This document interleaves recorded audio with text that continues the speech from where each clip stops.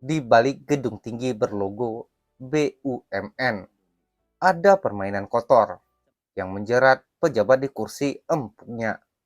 Hari itu, rompi oranye kembali muncul di hadapan kamera, dan sebuah rahasia gelap pun tentang pengelolaan hutan terbongkar.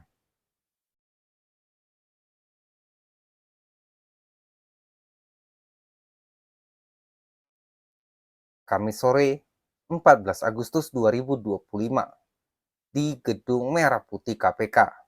Suasana tegang tak bisa disembunyikan.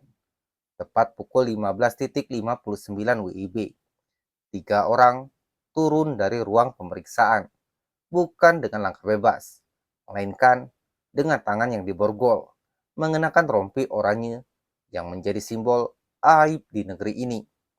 Mereka digiring menuju ruang konferensi pers, wajah menunduk, mata nyaris tak berani menatap kamera.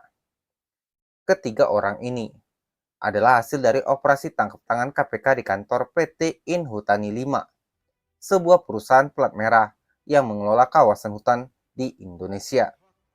OTT ini bukan yang pertama, tapi selalu memantik tanya, bagaimana mungkin perusahaan negara yang seharusnya menjaga hutan untuk rakyat justru jadi sarang transaksi haram?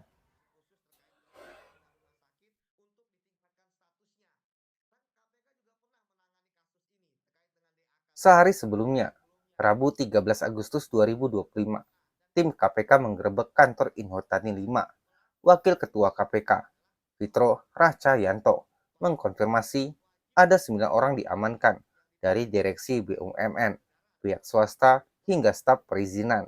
Tapi setelah pemeriksaan maraton, hanya 3 orang yang resmi ditetapkan tersangka.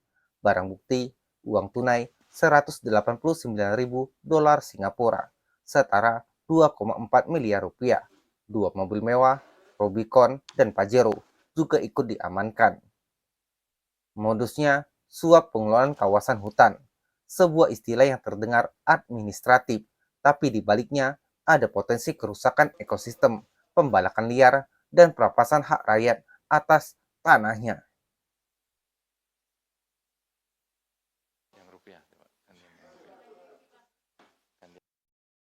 KPK mengumumkan 3 nama, Junaidi, Direktur PT Paramitra Mulia Langgeng; Aditya, Staf Perizinan SB Group; Diki Yuwana Radi, Direktur Utama PT Inhutani 5. Junaidi dan Aditya adalah pihak pemberi suap, Diki sebagai penerimanya.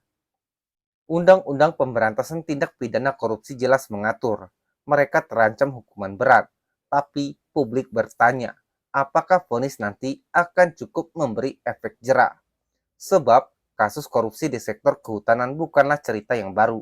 Pada 2021, mantan pejabat perhutani juga tersandung kasus serupa. Bahkan data ICW menunjukkan korupsi di sektor ini mengakibatkan negara merugi triliunan rupiah setiap tahun. Bukan hanya dari uang, tapi juga dari kerusakan lingkungan yang sulit dipulihkan.